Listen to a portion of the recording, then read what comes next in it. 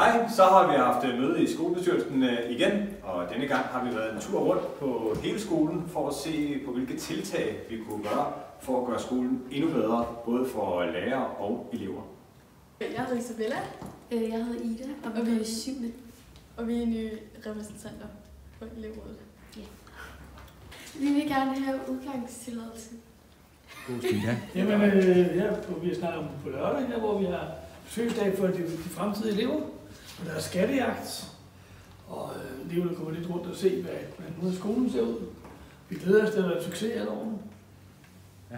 Og så har vi så kontaktforældrebåde her den 3. og 10.